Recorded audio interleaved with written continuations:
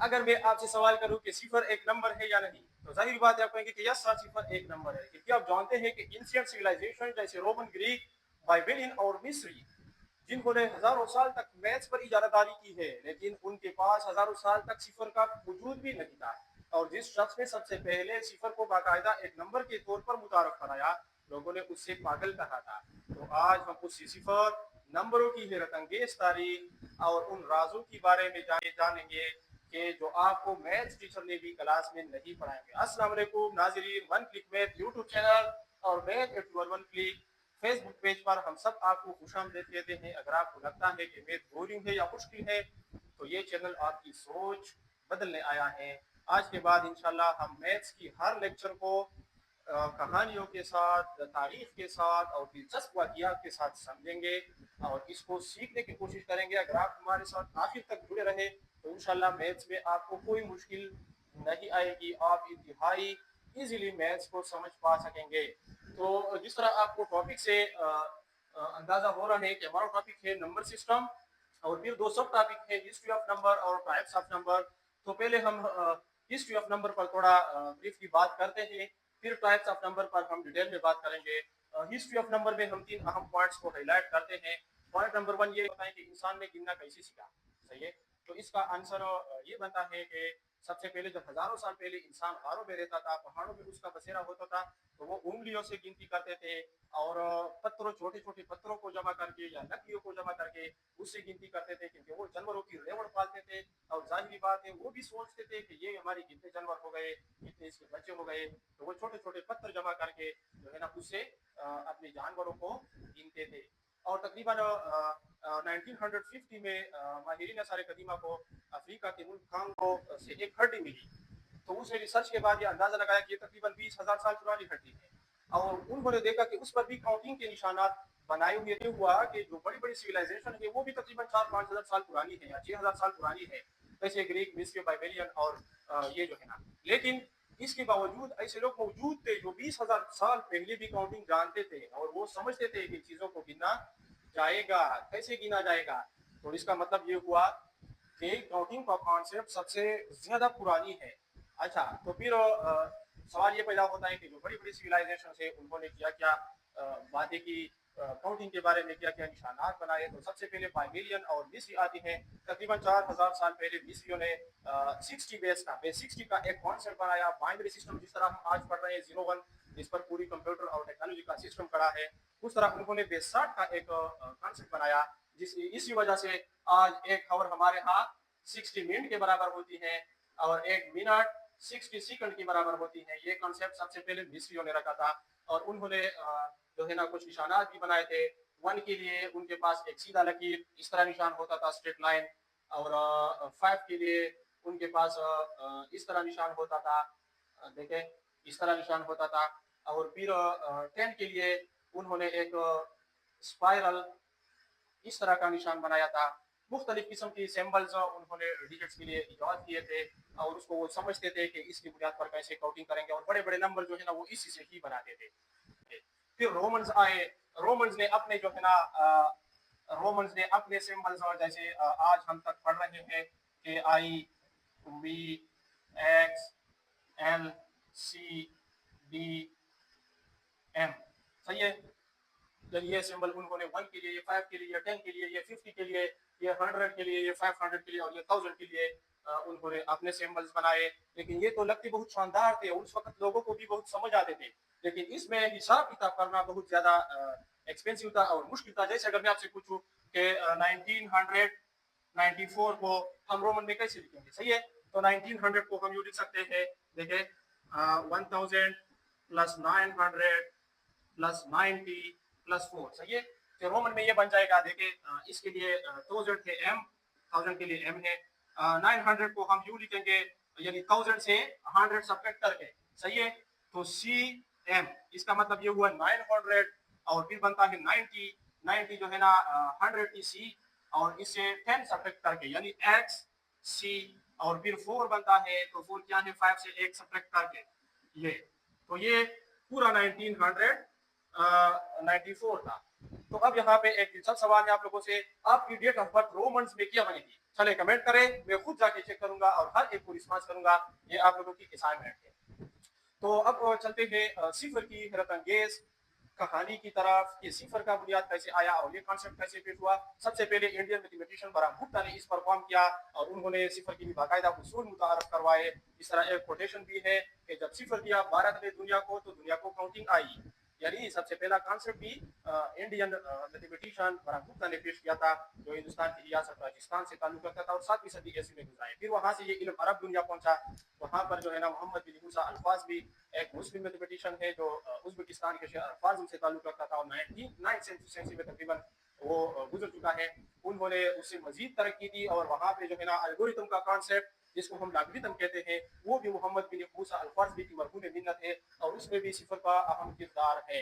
तो उस पर उन्होंने काम भी किया और फिर जो है ना ये इलम सिफर का कॉन्सेप्ट और इसका तसव्वुर फिबोनाची जो इटली का मैथमेटिशियन था और पीसा के शहर का रहने वाला था, उन्होंने भी इस पर काम किया और फिर वहां से ये सिफर का कॉन्सेप्ट पूरी दुनिया में फैला और जिसको आज हम हिंदू अरेबिक न्यूमरल सिस्टम कहते हैं, 0 से लेकर 9 तक पूरी दुनिया इससे मुतारफ हुई। तो ये तकरीबन ब्रीफ हिस्ट्री थी नंबरों की। इंशाल्लाह हम डिटेल में अब पढ़ेंगे टाइप्स ऑफ नंबर को। देखिए सबसे पहला कॉन्सेप्ट है नेचुरल नंबर का। The numbers used for the counting, the number used for the counting, the numbers for the counting. तो सही है, यानी वो नंबर्स जिसको हम गिनती के लिए इस्तेमाल करते हैं। जैसे मेरे पास 3 बुक है या मेरे पास 2 पेन है, what is this? This is counting of something. So the number used for the counting of something is called natural number. और ये 1 से स्टार्ट होते हैं और इसको हम सेट ऑफ नेचुरल नंबर को कैपिटल एन से डिनोट करते हैं और ये शुरू होते हैं 1 से 2 3 एंड सो ऑन। ये इनफाइनाइट है तादाद में। और फिर होल नंबर बनते हैं, यानी जब 0 का कॉन्सेप्ट पेश हुआ तो फिर होल नंबर का कॉन्सेप्ट आया, यानी 0 natural numbers including 0, natural number including 0 is called a whole number. Natural number including 0 is called a whole number. Set of whole number को हम कैपिटल W से डिनोट करते हैं और यूं लिखते हैं 1 0 1 2 3 एंड सो ऑन। सही है। फिर नेगेटिव नंबर्स का कॉन्सेप्ट भी इसी तरह जब डेवलपमेंट होती रही मैथ्स में तो लोग समझते थे कि हमारे पास कभी जो है ना वो कर्जा देते थे, इस तरह की डीलिंग करते थे, इंसान थे, तो वो नेगेटिव नंबरों की जरूरत भी पेश आई। तो उन्होंने जो है ना वहां से सेट ऑफ इंटीजर्स का कॉन्सेप्ट आया। ये क्या है? यानी set of whole numbers, set of whole numbers including negative of natural numbers, set of whole numbers including negative of natural numbers is called integer, is called a integer। हाँ, यानी set of whole numbers के साथ अगर हम natural number का negative ले लें वो भी शामिल करें तो इससे सेट ऑफ इंटीजर बनता है। सेट ऑफ इंटीजर को हम कैपिटल Z से डिनोट करते हैं और इसका ये बनता है 0 plus -1 plus -2 plus -3 and so on. ये भी इनफाइनाइट है। और इसके बाद फिर जो है ना इवन और ऑड नंबर बनते हैं। इवन और ऑड बेसिकली हम नेचुरल में ही डिफाइन करते हैं, नेगेटिव भी हो सकते हैं, लेकिन ये हम नेचुरल नंबर का जो है ना ये दो सब पार्ट्स हैं। इवन नंबर वो होते हैं which are divisible by 2, which are completely divisible bye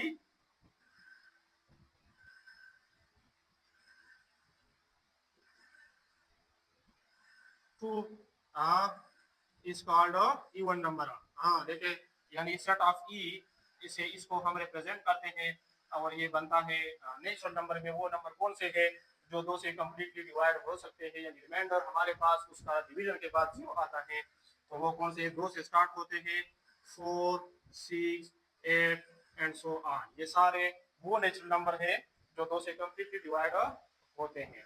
और फिर उसके बाद जो है ना डियर ऑडियंस ऑड नंबर का कॉन्सेप्ट है। वो क्या है?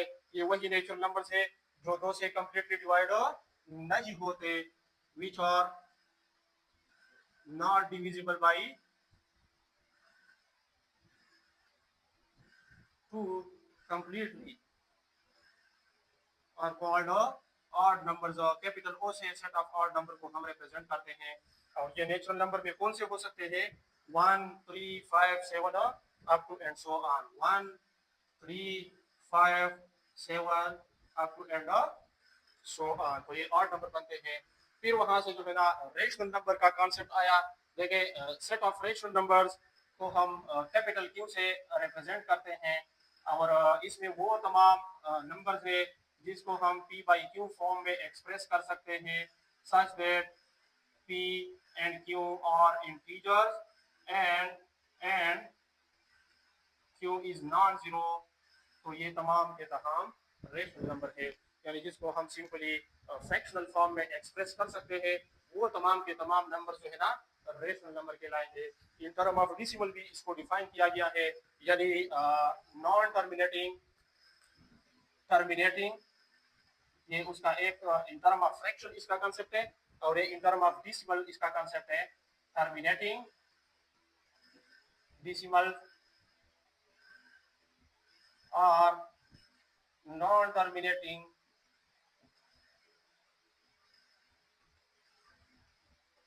but recurring but repeating simple but repeating decimal। तो ये भी हमारे पास फ्रैक्शनल नंबर में आते हैं, यानी वो डेसिमल जो जिसकी आफ्टर डेसिमल डिजिट काउंटेबल हो, यानी उसको गिना जा सके। फॉर एग्जांपल 1.23 सही है, या 2.34567 इस तरह ये टर्मिनेटिंग डेसिमल है। आफ्टर द डेसिमल अगर यहाँ पे 1 लाख डिजिट भी आ जाए ना, ये तब भी टर्मिनेटिंग शुमार होंगे, लिहाजा ये भी रेशनल होंगे। और या अगर टर्मिनेटिंग डेसिमल ना हो बल्कि नॉन टर्मिनेटिंग हो, यानी डेसिमल के बाद ये जो डिजिट है ये टर्मिनेट न हो रहे हो, खत्म न हो रहे हो, लेकिन उसमें एक और कैरेक्टरिस्टिक हो, वो क्या कि वो रिपीट हो रहे हो। यानी रिपीट का मतलब ये है कि देखिए 1.23 1.23 23 23 एंड सो ऑन, इस तरह 2 डिजिट रिपीट हो रहे हो बार बार डेसिमल के बाद, या 1 डिजिट रिपीट हो रही हो, देखिए 2.3333 एंड सो ऑन। अब देखिए ये दोनों एग्जांपल को देखिए, ये नॉन टर्मिनेटिंग है लेकिन रिपीटिशन इसमें हो रही है। डेसिमल के बाद यहाँ पे जस्ट 1 डिजिट रिपीट हो रही है और यहाँ पे 2 डिजिट रिपीट हो रही है। तो इसको हम कहेंगे कि या डेसिमल के बाद 1 डिजिट रिपीट हो रही हो या ब्लॉक ऑफ डिजिट रिपीट हो रहा हो, यानी एक से ज्यादा डिजिट को हम ब्लॉक कंसेप्ट कहते हैं। तो ये भी क्या होगा, रेशनल नंबर होगा, सही है। और फ्रैक्शनल में आप देख सकते हैं 1/2 3/2 -4/3 एंड सो ऑन, ये भी सारे रेशनल नंबर्स हैं। तो इस तरह फिर बाद में इरेशनल नंबर का कॉन्सेप्ट आया। वो इरेशनल नंबर क्या है, which cannot be expressed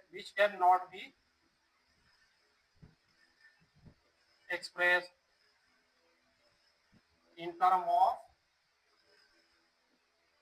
p by q, where q belong to z and q is non-zero। यानी सिंपल इज दैट वो नंबर जिसको हम रेशनल फॉर्म में एक्सप्रेस न कर सकते हैं, तो ये सारे के सारे इरेशनल नंबर्स हैं। जैसे फॉर एग्जांपल अगर मैं कह दूं 2 अंडर रूट सही है, या पाई, या 3 अंडर रूट, ये सारे के सारे इरेशनल नंबर्स हैं क्योंकि इसको हम p बाई क्यू फॉर्म में नहीं एक्सप्रेस कर सकते। यहाँ पे एक अहम पॉइंट बताता चलूं, बहुत ज्यादा स्टूडेंट्स की क्वेश्चन ये एराइज हो सकती है जहन में कि देखिए सर 2 अंडर रूट को तो हम यूं लिख सकते हैं 2 अंडर रूट डिवाइड बाई 1, तो ये तो p बाई क्यू फॉर्म हुआ, ये तो p बाई क्यू फॉर्म हुआ और q जीरो भी नहीं है, तो फिर क्यों ये इरेशनल है और रेशनल नहीं है। तो देखिए इरेशनल में हमारे पास ये कंसेप्ट है कि रेशनल में कि p और q दोनों कहां से होंगे, इंटीजर से होंगे। एग्जैक्टली ये तो p बाई क्यू फॉर्म है, लेकिन यहाँ पे जो है ना p वो सेट ऑफ इंटीजर से नहीं है, सेट ऑफ इंटीजर में अंडर रूट या स्क्वायर रूट वाले वैल्यू नहीं है। So that is why we cannot call it rational number, simple is that it is irrational number। और मैं एक अलग डिफिनेशन देने वाला हूँ in term of decimal. In term of decimal जिस तरह हमने रेशनल की भी 2 डिफिनेशन दिए, यहाँ पे भी 2 डिफिनेशन देने वाला हूँ, यानी non terminating and non-repeating and non-decimals are also irrational number, हाँ, यानी वो डेसिमल नंबर जो न तो टर्मिनेट हो रहे हो यानी खत्म भी न हो रहे हो और न रिपीट हो रहे हो, न कोई डिजिट रिपीट हो रही हो, न ब्लॉक रिपीट हो रही हो, ऐसे डेसिमल्स को भी हम कहेंगे कि ये इरेशनल नंबर्स है। फॉर एग्जांपल अगर मैं कह दूं 2.13045001 एंड सो ऑन। तो देखिए, आप देखिए ये ना तो रिपीट हो रही है और ना टर्मिनेट हो रही है। सो ये डेसिमल इरेशनल नंबर है।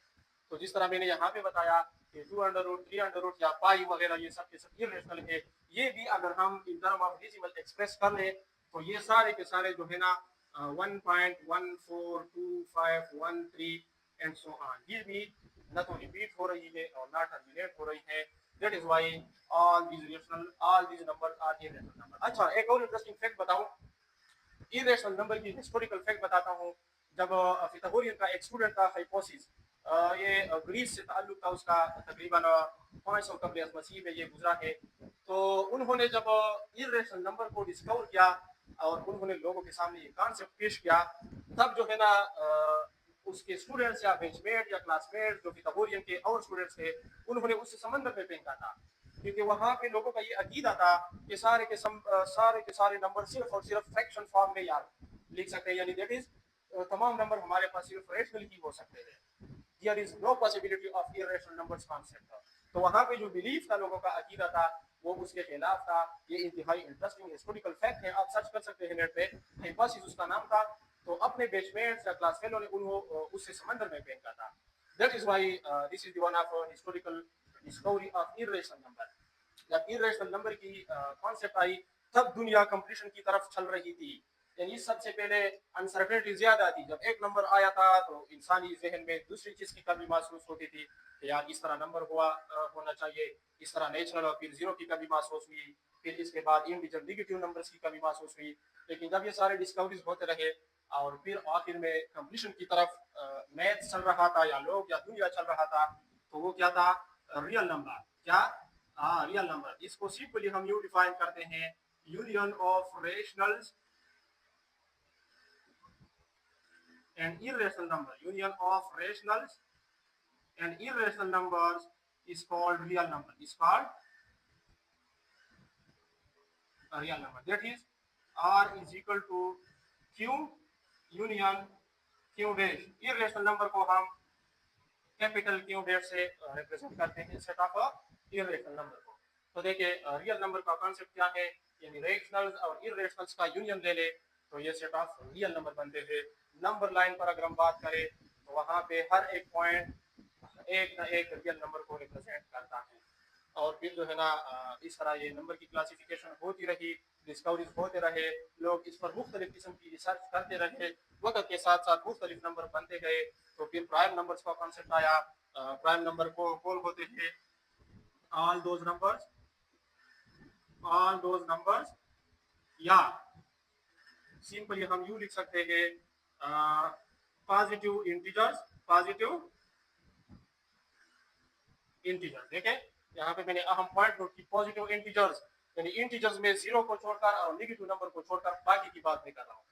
Positive integer greater than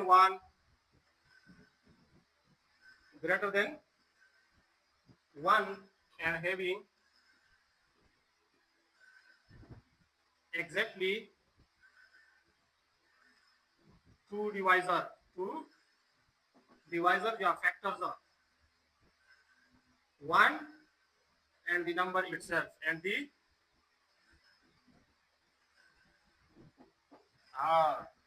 all those numbers से यहाँ पे क्या मुराद है? वो तमाम पॉजिटिव इंटीजर्स ग्रेटर देन 1 जो 1 से बड़े हो, एंड और उसके बाद हैविंग एग्जैक्टली टू डिवाइजर, और उसके सिर्फ और सिर्फ दो डिवाइजर्स हो या फैक्टर्स भी उसको हम कहते हैं। वो कौन कौन से हो? एक हो और द नंबर इटसेल्फ, और वो नंबर बजाते खुद हो, यानी सिर्फ दो नंबरों से वो तकसीम हो रहा हो एक से, और वो नंबर बजाते खुद अपने आप से, वो तमाम के तमाम पॉजिटिव इंटीजर्स प्राइम नंबर्स कहलाएंगे। इसकी एग्जांपल की अगर मैं बात करूं, फॉर एग्जांपल 2 देखे 3 5 7 और फिर जो है ना 11 13 17 19 23 एंड सो ऑन, ये सारे के सारे प्राइम नंबर्स हैं। अब अगर आप गौर करें, दो सिर्फ और सिर्फ 1 से भी डिवाइड हो रही है और खुद से भी डिवाइड हो रही है। इस तरह 3 5 एंड सो ऑन, ये सारे के सारे नंबर सिर्फ और सिर्फ दो नंबरों से डिवाइड हो रही है, एक से और अपने आप से, लिहाजा ये प्राइम नंबर है। फिर कंपोजिट नंबर आए, इसको डिफाइन करते हैं simple of positive integers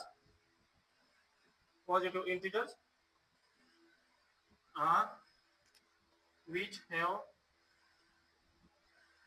more than two divisor, more than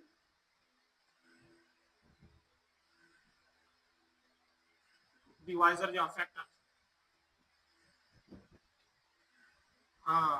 that is 1 and itself, एक दो डिवाइजर ये होंगे एक और वो नंबर बताते खुद एंड any other one यानी एक और दो के अलावा एक और उस नंबर की फैक्टर तो होंगे लेकिन उसके अलावा दो से ज्यादा फैक्टर होंगे तो वो सारे के सारे क्या होंगे कंपोजिट नंबर होंगे। फॉर एग्जांपल देखिए 4 6 8 9 10 12 एंड सो ऑन देखिए यहाँ पे अगर हम 4 ले लें 4 के आप डिवाइजर काउंट करें 1 से डिवाइड हो रहा है 2 से डिवाइड हो रहा है और फिर 4 से भी डिवाइड हो रहा है यानी 1 एंड इटसेल्फ ये दोनों तो हो गए लेकिन दरमियान में एनी अदर वन यानी दो भी आई जिससे भी 4 डिवाइड हो रहा है लिहाजा ये कंपोजिट है। एग्जैक्टली सिमिलर वे ये तमाम के तमाम कंपोजिट नंबर्स हैं। और फिर एक और नंबर है परफेक्ट नंबर। क्या है ये, इसको मैं डिफाइन करता हूँ। ए नंबर